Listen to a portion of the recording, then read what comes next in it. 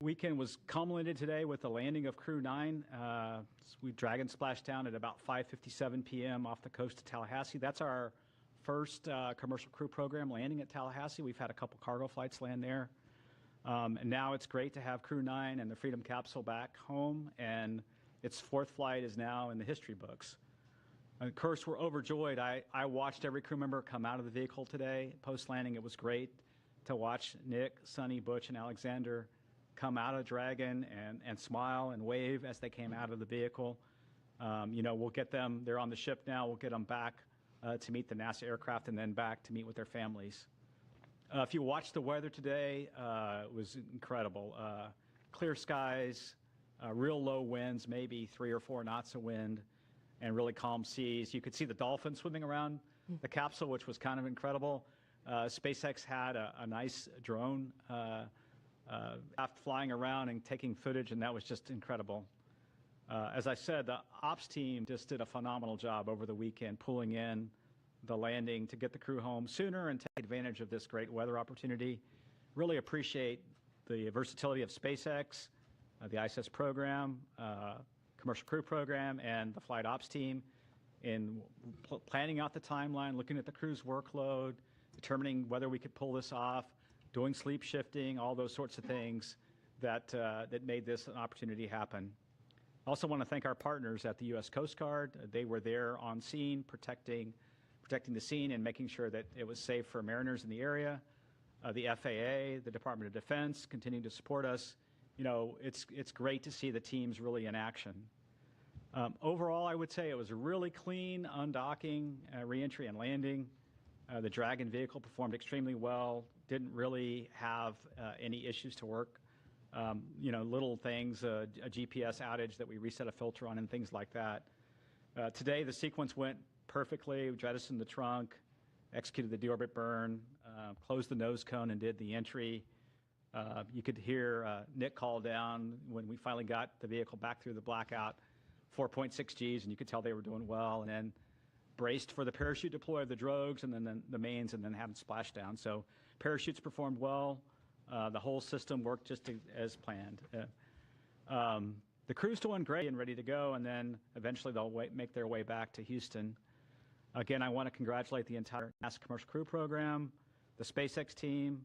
In many ways, if I step back to last year, this has been 9 months in the making, and I couldn't be prouder of our team's versatility, our team's ability to adapt and really build for the future of human spaceflight and looking at different ways to do business, taking advantage of one vehicle to launch a crew and then bring back the crew in a different vehicle. Our partner SpaceX did a tremendous job. Every time we asked them to do something a little different, they stepped up and to the plate and did that, including swapping capsules 6 weeks ago prior to Crew 10, and then also adjusting the Crew 9 mission. We'll celebrate for a while. We're going to take some time in commercial crew to celebrate this one and spend a lot of time with the crew.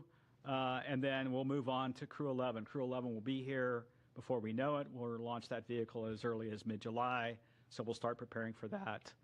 And then, we're working hand in hand with Boeing as well on certification of Starliner, getting that vehicle back to flight. Butch and Suni's return on Dragon, to me, shows how important it is to have 2 different crew transportation systems, the importance of Starliner and the redundancy that we're building in human spaceflight for our low Earth orbit economy. We're super grateful for Boeing as well and their investment. They're keenly interested in the landing today. They have a watch party going on and are watching Butch and Suni come back. And they've texted me, at the build up to this, they're very keenly interested in Butch and Suni. And then we're interested in their resilience. That whole Boeing team, like our whole commercial crew program team, is resilient and moving forward to the on Starliner. It's been a busy start to 2025. It's hard to believe we're in the middle or toward late March. Looking for an exciting summer as well, and I look forward to your questions, and I'll hand it over to Bill. All right, thanks, Steve.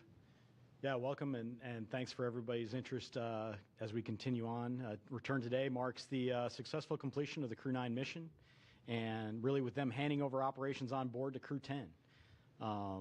Just some interesting stats as we go through. Nick and Alexander both spent 171 days in space on this trip. seeing the arrival and departure of 4 different visiting vehicles to the ISS. Butch and Suni spent 286 days in space, and they got to see 8 different visiting vehicles coming and going from the ISS. We stay really busy as we talk about all these vehicles coming and going from the station. Nick and Butch each conducted 1 spacewalk, and Suni conducted 2. That actually gave Suni the record for most time on spacewalks by a woman, and puts her 4th overall in terms of time outside doing spacewalks. The crew contributed to more than 150 unique experiments, like Joel said, including stem cell technology to potentially address blood diseases, autoimmune disorders, and cancers. They tested lighting systems to help maintain circadian rhythms, which will help improve conditions for not only future crews as you go through spaceflight, but also those on the ground for shift workers and those in extreme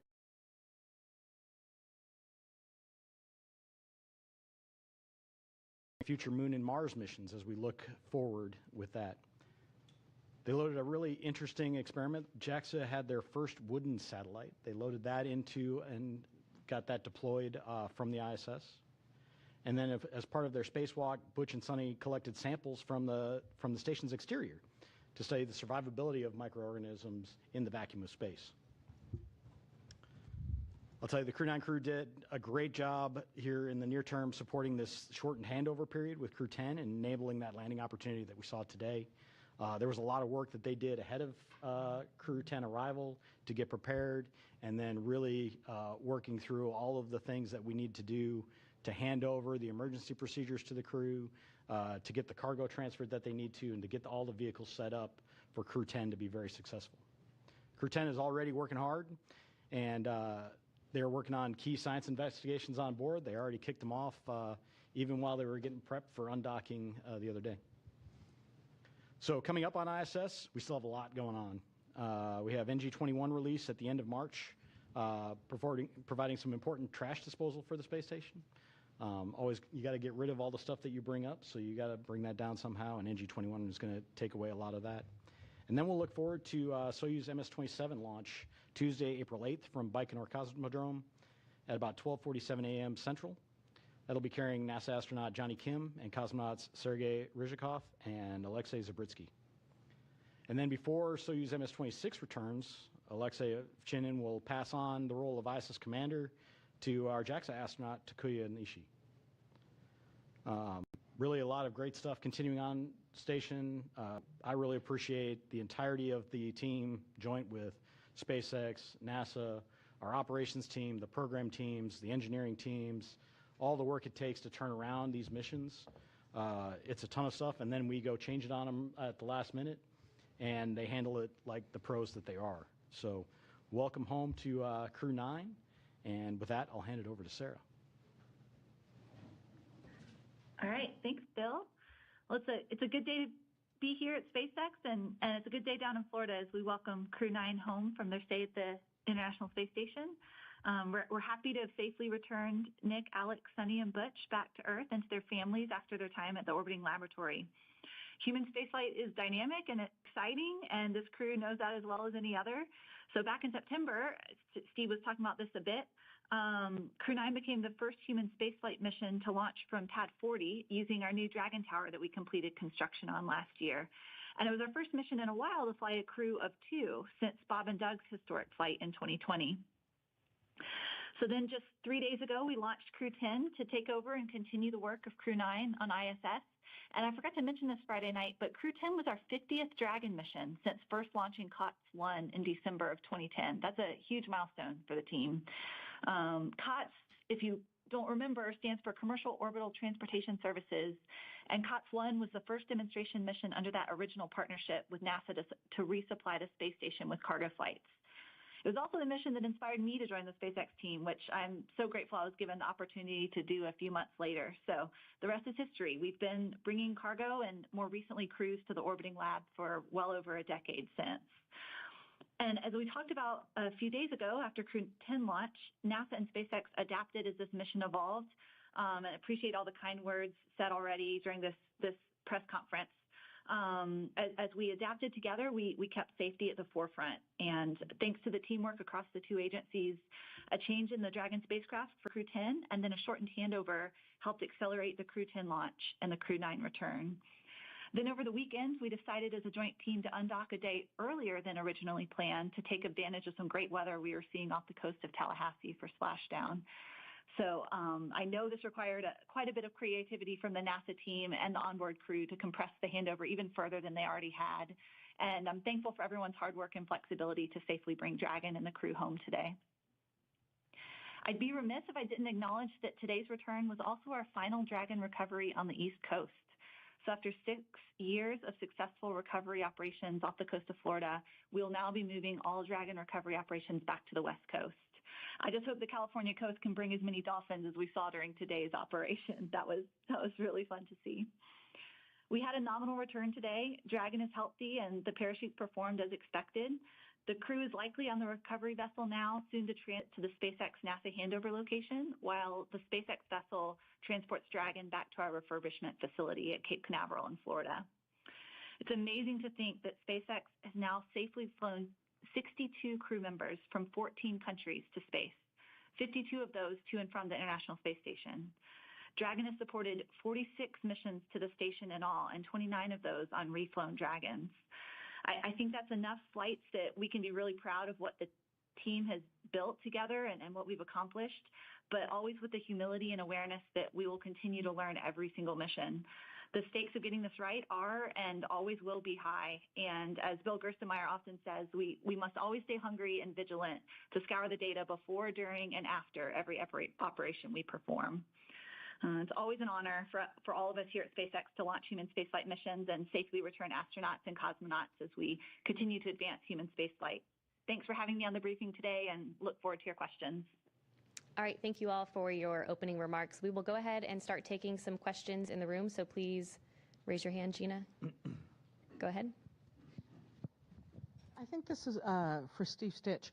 I mean, Crew 9's home, but the research hasn't stopped because what you need to know about what happened with Butch and Suni on orbit, that's still an ongoing medical research project. Would you kind of expand on that for me? What will you learn about their 9 months on the space station? Yeah, I think I can comment and then see if Bill has anything to add. But, you know, every single crew member that we fly in orbit, we collect medical research data. We do various blood draws at various times during the flight, especially toward the end. Do bone density measurements in space. We look at their vision and how their vision might change over time, their intracranial pressure. We do all kinds of things. So you're right. Every single astronaut, when they come back, including Nick and Alexander, participated in all kinds of experiments, and we're learning from all those. And I'll see if Bill has anything to add. I mean, I think you covered the vast majority of it. We look at everybody when they come home, and every duration adds to that database of knowledge of the effects of spaceflight on the human body. And so we continue to look at that across all of our crew members. Okay, we'll take another question here in the room. Mark, go ahead. Mark Strassman, CBS News. Steve, I want to pick up on something you said, which is the keen interest in Butch and Suni. All 5 major television networks cut in with live special reports following the splashdown, because Butch and Suni have arguably become America's most famous astronauts over the course of their 9-month saga. So now that they're home, now that the saga is over, what do you is the takeaway? Yeah, I think that's a great question, and I haven't probably had a lot of time to reflect. You know, we're certainly looking at Starliner very carefully. We're in the process of looking at that vehicle, looking at the helium system. We've got some candidate seals that we're going to replace. We'll get into some testing here over the summer timeframe with what we call an integrated doghouse at White Sands. So we're looking at that. You know, the thing I think back of this whole timeframe is how really resilient Butch and Suni were the whole time. I mean, they launched on what was going to be a short test flight with the crew flight test vehicle with Boeing. And then they moved very quickly into station increment operations, and they became seamlessly part of the International Space Station. And they did that because they're experienced astronauts, and we had prepared, right? We had flown gloves for them to do spacewalks, and we had flown a lot of components for them. So I think that shows the adaptability of crew members. And if I think forward to exploration and maybe some harsh missions to the Martian surface someday, or back to the moon, you know, the adaptability of crew members, changing the timeline for their return. Certainly a huge thank you to their families. You know, when you think about Butch and Suni, they enjoyed their time on station. They got to do spacewalks, and they got to do lots of cool science and things like that. Their families are the ones that really, you know, kudos to them for being resilient in a planned short duration flight now turning into a long duration. And I think back of when they went into quarantine. They went into quarantine in the April timeframe for the early May launch that we had for the crewed flight test. So the families, a huge thank you to them. I'm sure the reunion is going to be wonderful with the families. And we'll keep learning as we go and keep being adaptable in the future.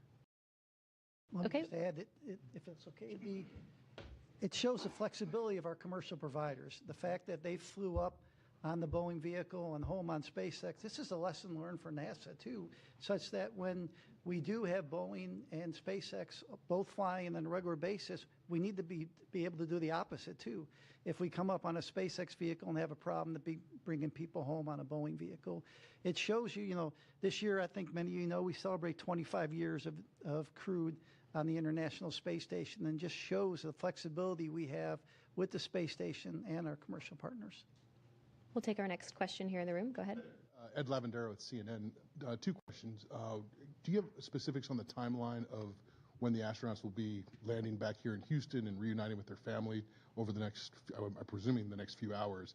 And then secondly, the more delicate question is, of all the talk that we've seen over the last months that these astronauts had been, quote, stranded in space, how did that kind of talk affect you guys over the last few months in formulating a plan to get them back home?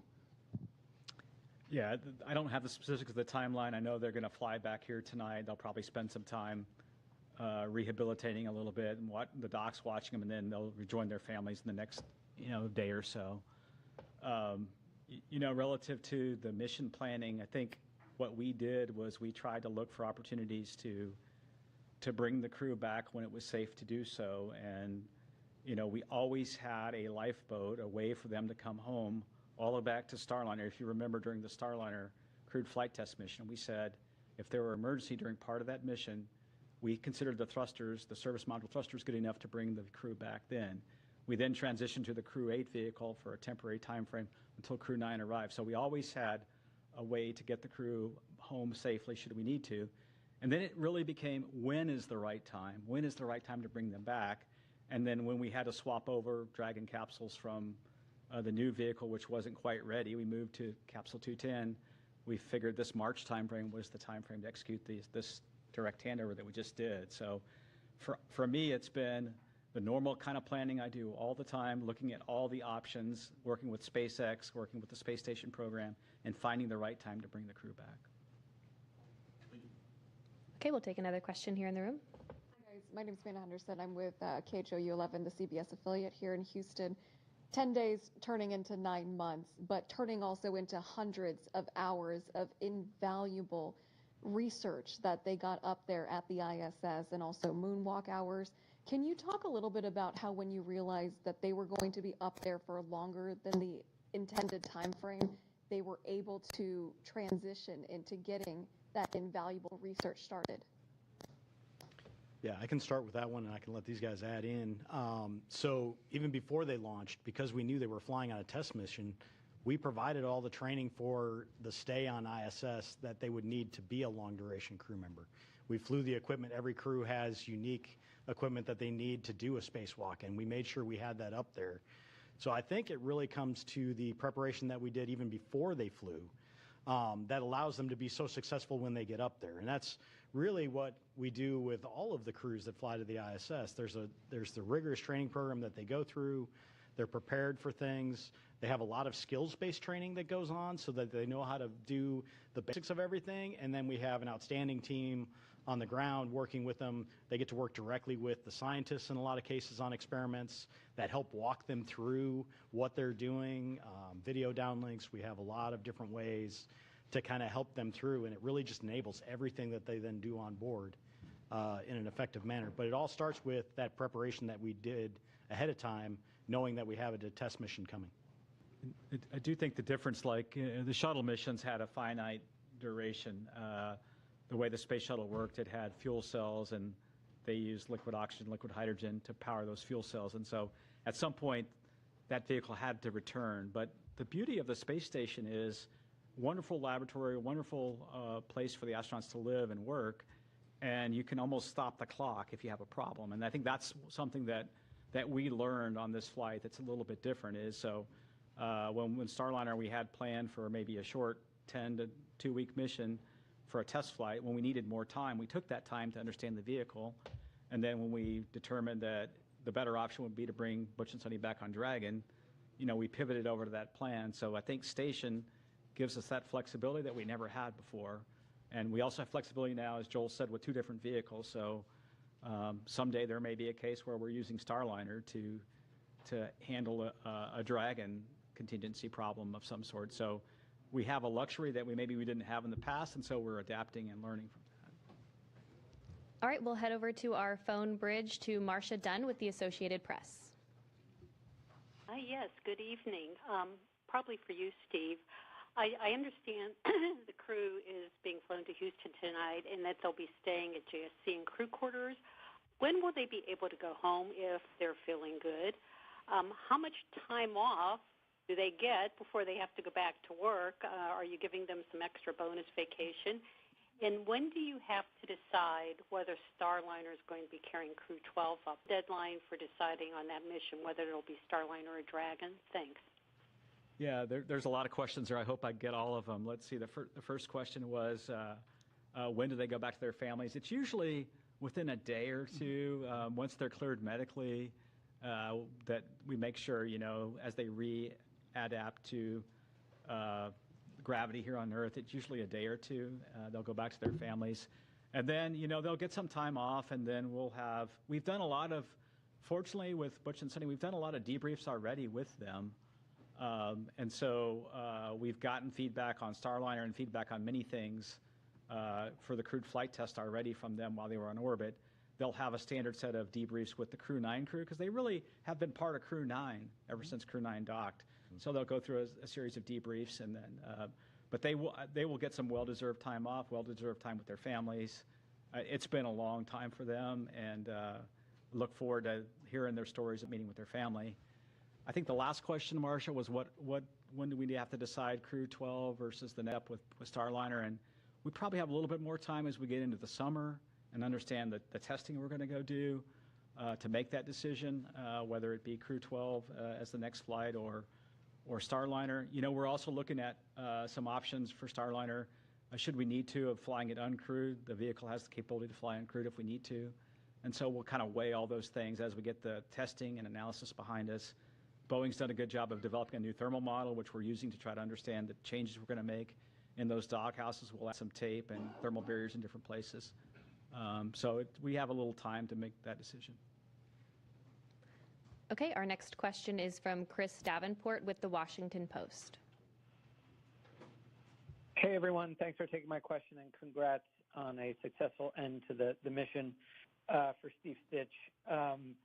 You had mentioned your discussions with Boeing, and I'm just wondering, has Boeing given you a 100% commitment that they are sticking with the program, just given the enormous costs they've had to eat?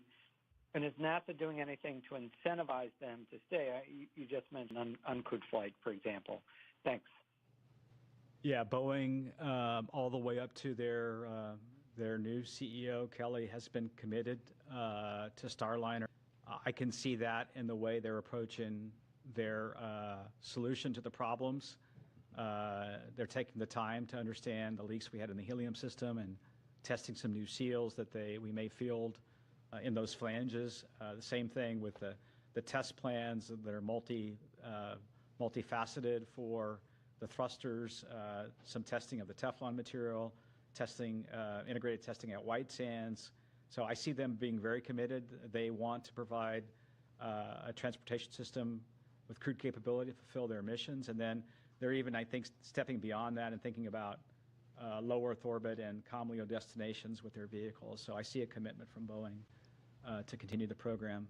They realize that they have an important vehicle, and we were very close to having a capability that we would like to field. I think we have some changes we need to make to the way we heat those thrusters, the way we fire those thrusters, and then we can test that on the next flight. So.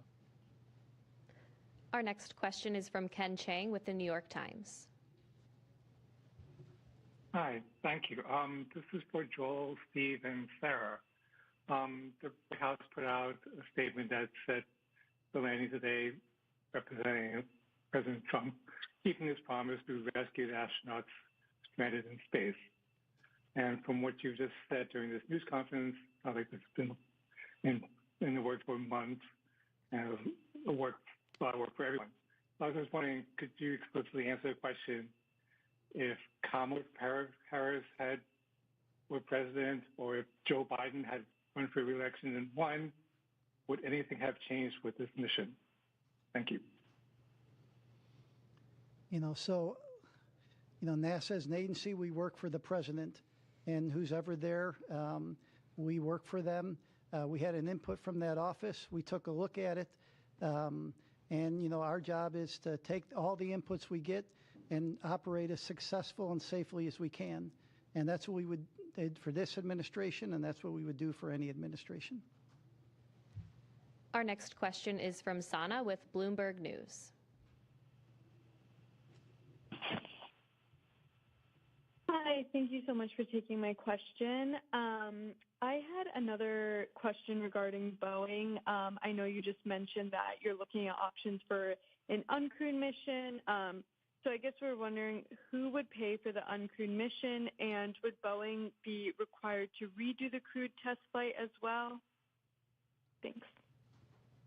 Yeah, what we're looking at right now is we really want what I would call is a crewed capable vehicle. So even if we were to fly the vehicle without a crew in the return back to the next steps on with Starliner, we want that to be crew capable. So we want it to have all the systems in place that we could fly a crew with. And in fact, as I think about it, it might be there for a contingency situation as we prepare for whatever events could happen. One of the things that I've learned in my time at NASA is always be prepared for the unexpected, always have options. And so that's what we're thinking about. So we'll take those steps forward. We'll look at the test data. We'll make a decision. We'll fly it crewed or uncrewed. And then, we are trying to do it under what we call this post-certification phase of the contract. And Boeing has delivered a lot of the certification data already. They have a little bit more to go relative to the prop system.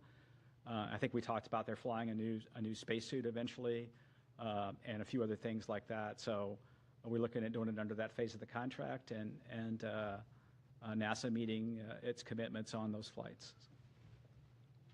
Our next question is from Will Robinson-Smith with Spaceflight Now.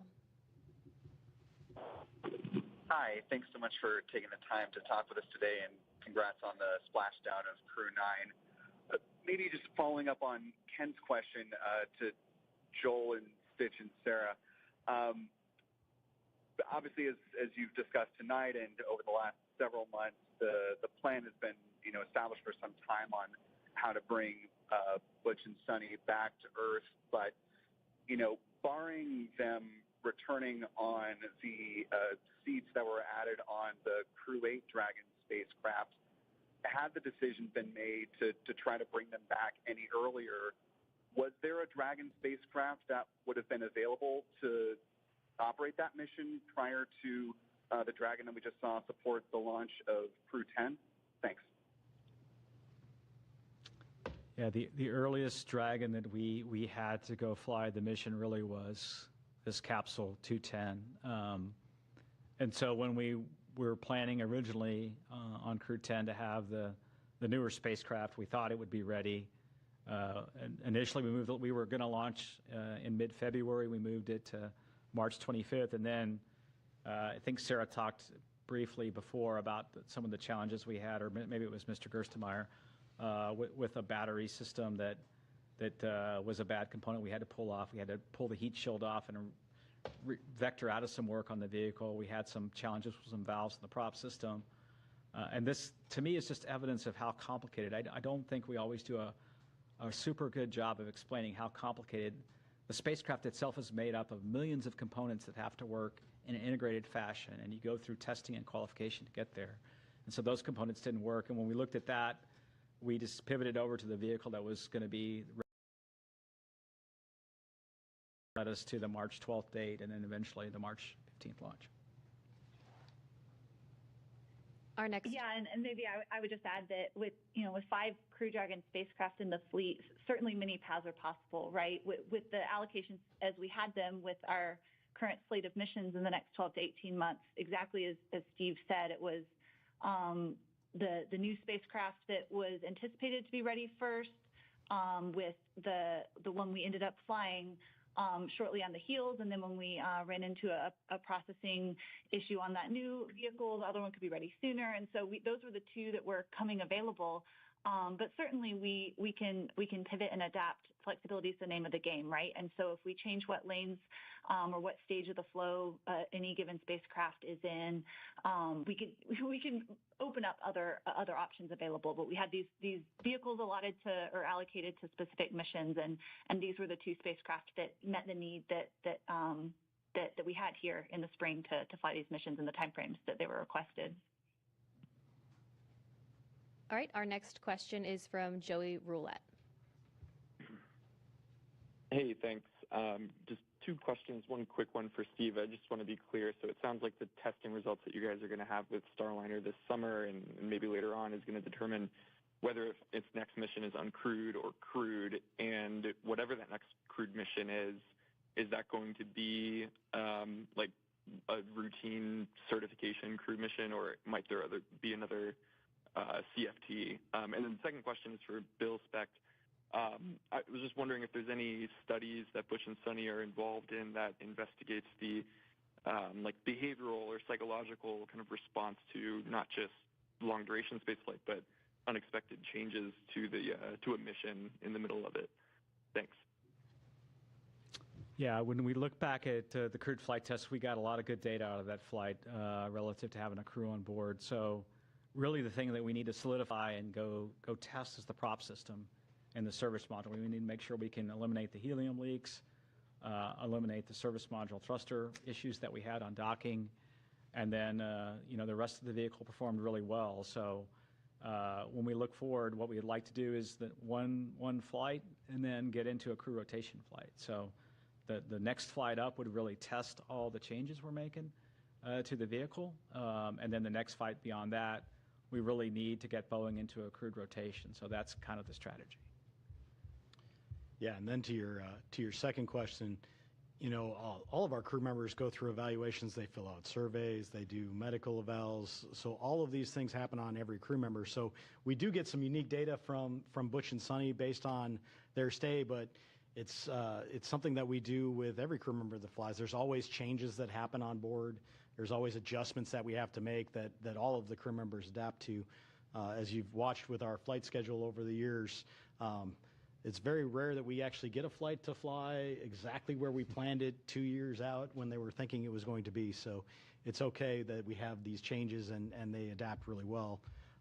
But everybody gets kind of looked at in terms of those effects and understanding just the effects of spaceflight on them. So. Okay, our next question is from Maria with KBIR Knoxville.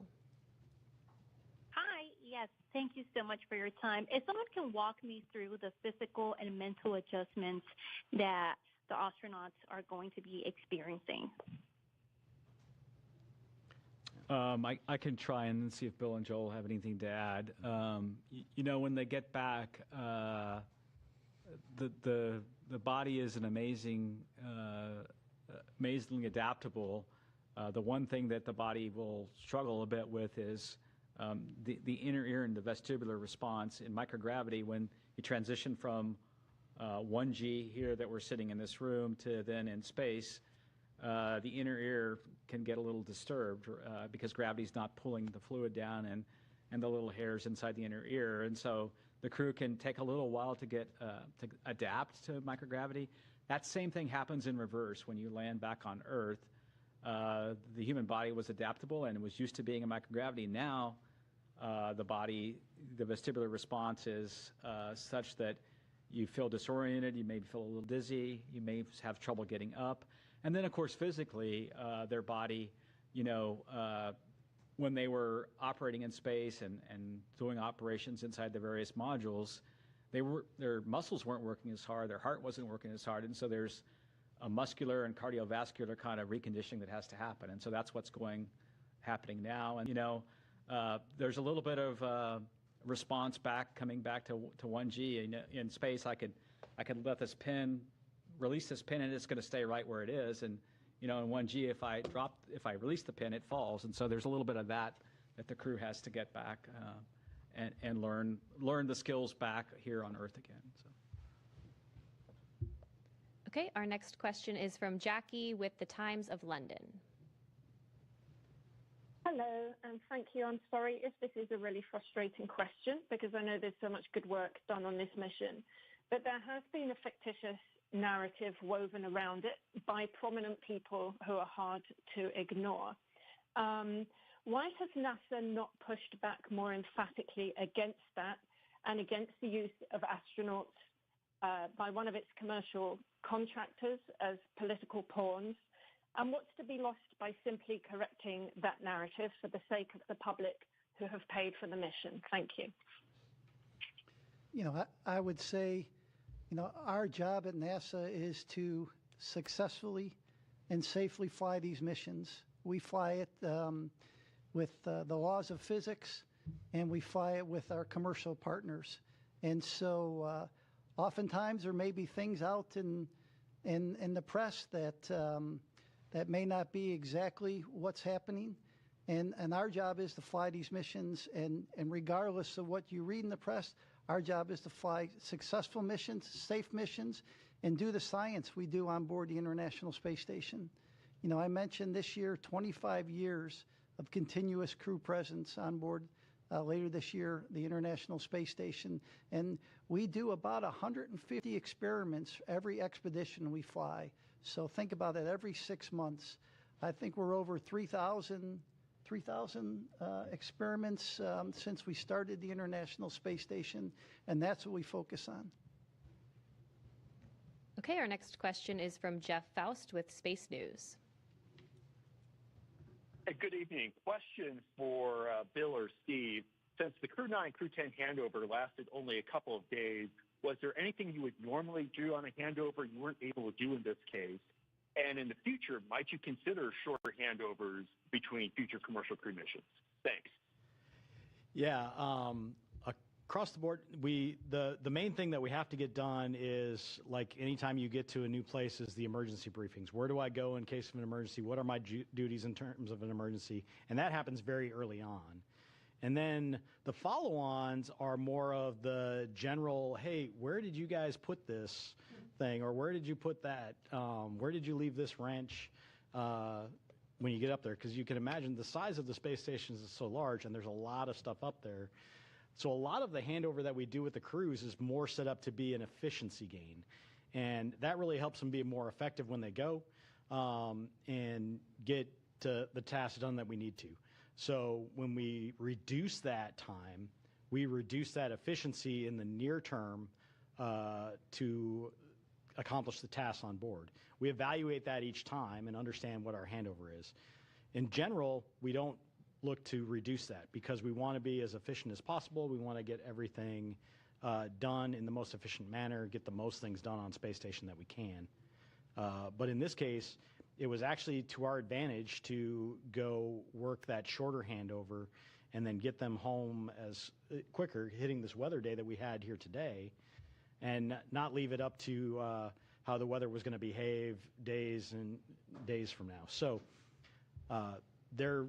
the critical stuff always gets done, that emergency handover, that how do we go handle contingencies on board. They're trained on the ground for all of these things, and we have a lot of support for the teams on the ground to help them as they go, so we can shorten it if we want to, but it's not quite the same as getting up there and finding out from the person that's been up there for 6 months, hey, I found that this was the best spot to put this, or I left this here, and so when you need it, go look over there to go do this, or this is the best way to go pull out the drawer, or whatever you have to do for your experiments on board. So nothing beats that face-to-face handover and the time they get up there, but we have the options to shorten it when it makes the most sense. Okay, our next question is from Sawyer with NASAspaceflight.com. Thank you so much. This question is, I believe, for Sarah.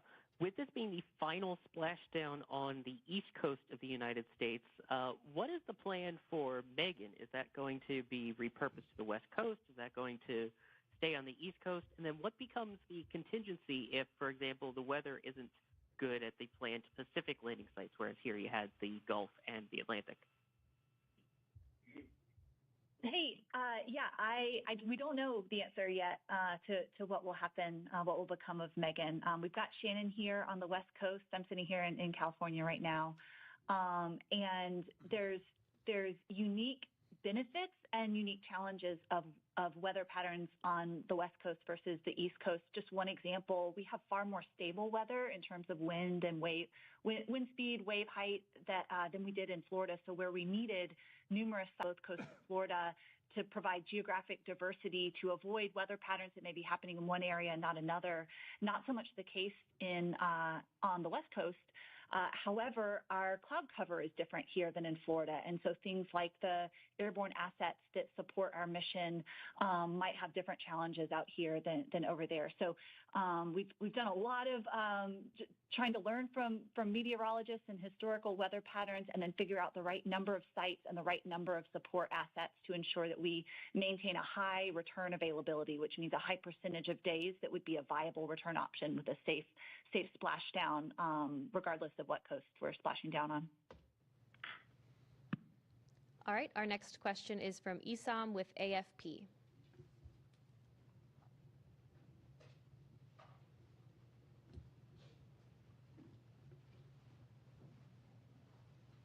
If you're talking, we can't hear you. Oh, sorry about that. I was on mute. A couple of quick questions. Steve, you mentioned that they'd be released to their families in a day or two, but they're still going to be going through with rehabilitation for quite a while, right? If you could discuss that. And the other second question is just a bit broader to follow on from some of my colleagues.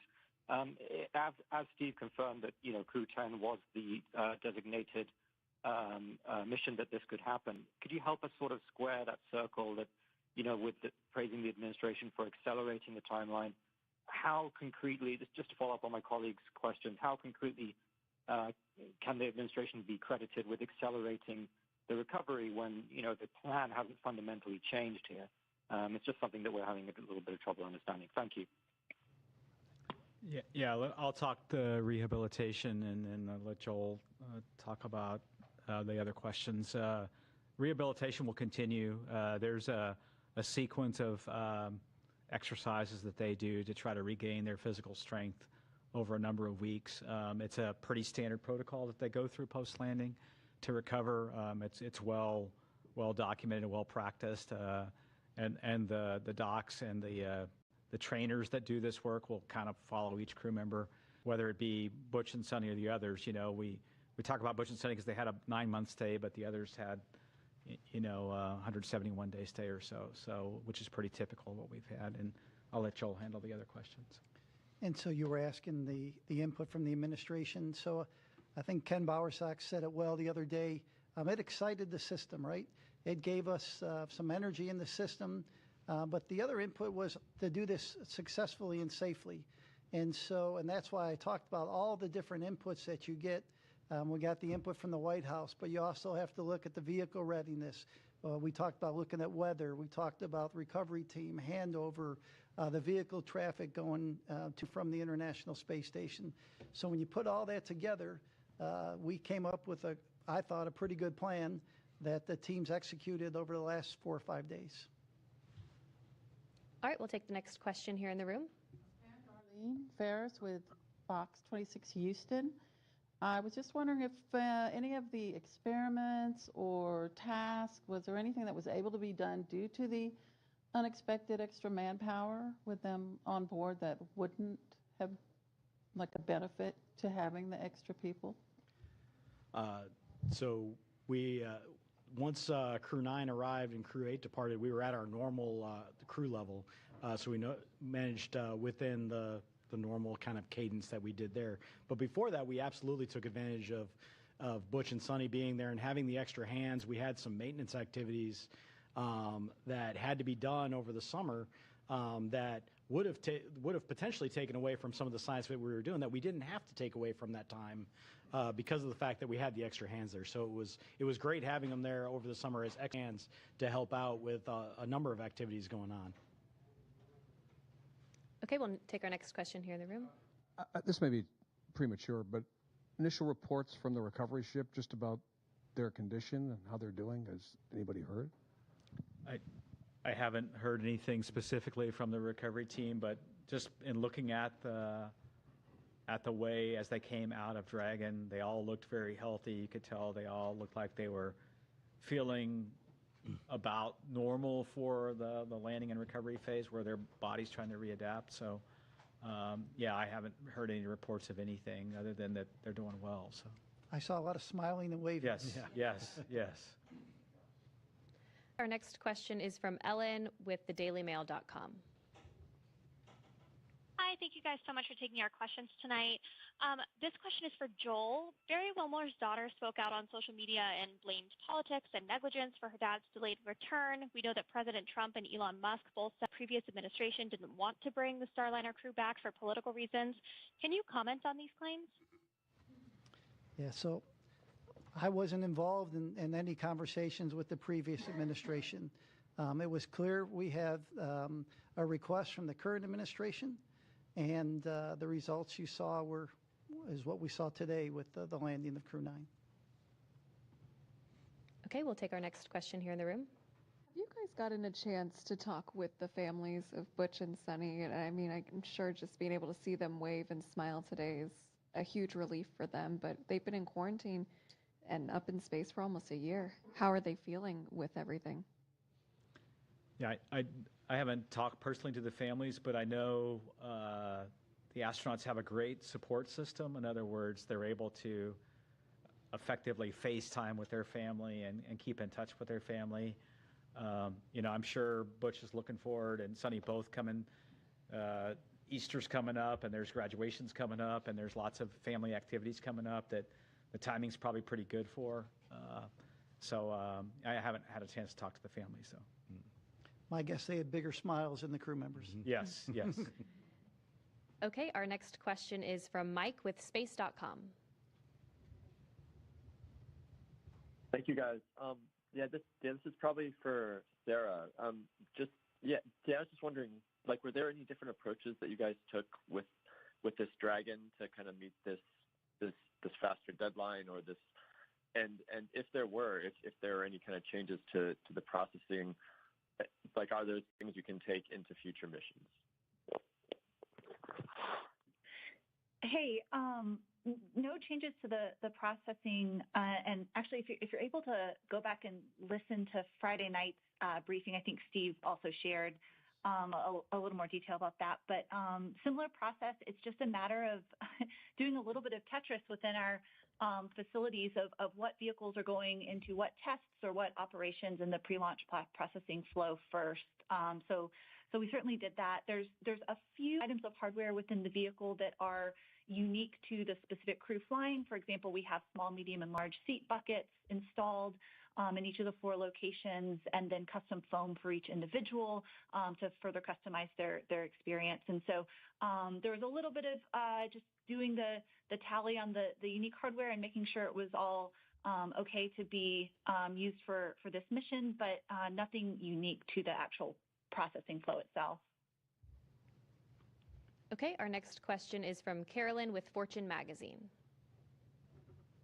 Thank you very much, and congratulations. I'm wondering, can you just share a little more how Suni and Butch handled kind of the switch mentally to the 9-month mission, besides being very resilient, and what advice you give the rest of us lonely humans when we encounter challenging circumstances?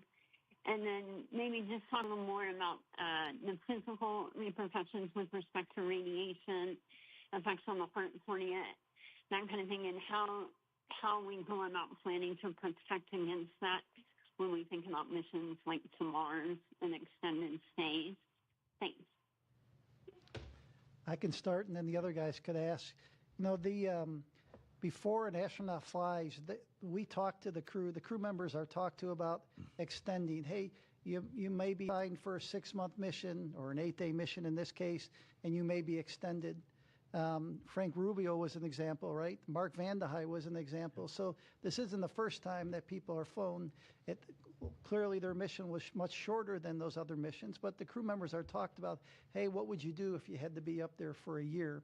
So they mentally prepare before they launch, and they talk to the other crew members that have flown for these long duration missions.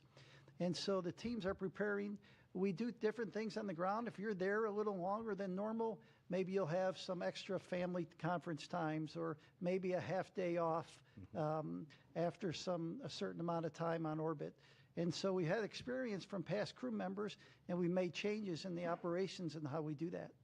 And so let's see, Bill, if you want to add anything to that. Yeah, I think the other question was, really on kind of the effects of space on people in general, and when you change the duration on them. We look at every crew member when they're going up and making sure that we feel confident, even if their mission had to be extended, that they're up for it and they've got, I think, the time allowable, I think, for them to stay in space and to go through that. We monitor everything on board.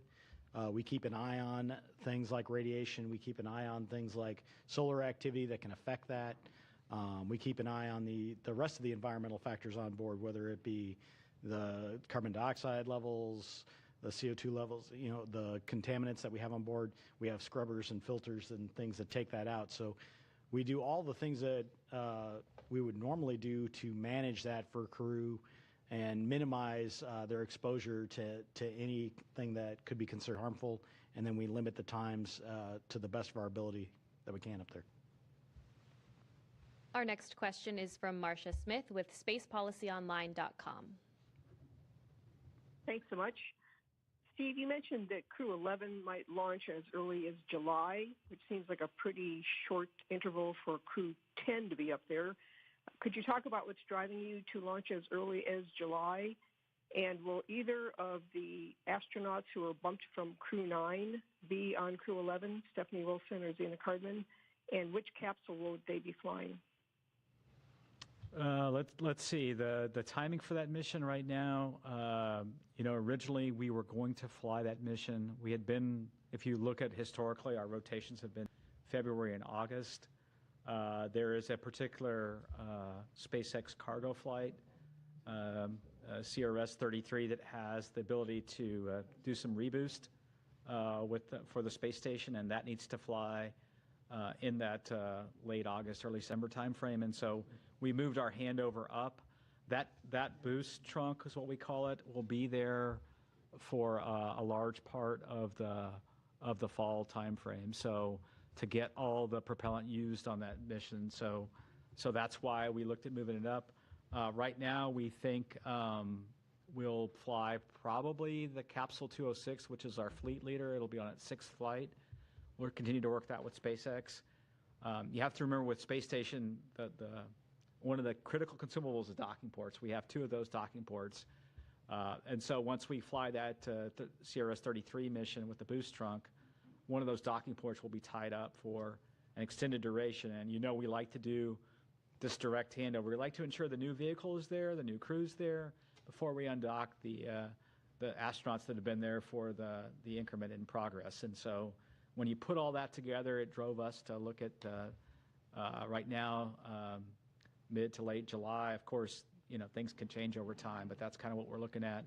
We'll kind of pivot over to that once we complete the debriefs for Crew 10. So, our next question is from Will Robinson Smith with Spaceflight Now.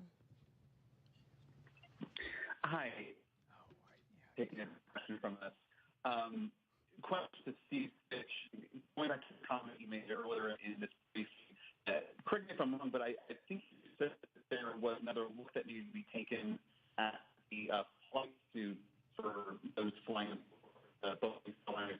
Can you add a little bit of detail into that may need to be changed and reason for that? Thanks. Did you get that? I couldn't. I'm sorry, you're coming in a little bit, it's breaking up a little bit. Can you please try to repeat your question?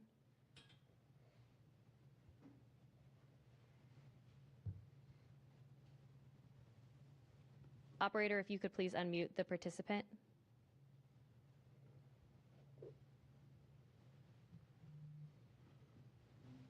Will, if you're talking, we can't hear you.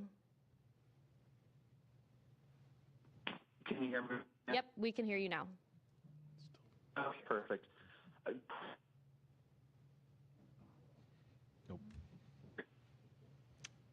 I'm sorry, we keep losing you. If you could just follow up with us after this news conference, we'll be happy to get a response over to you from the panel up here.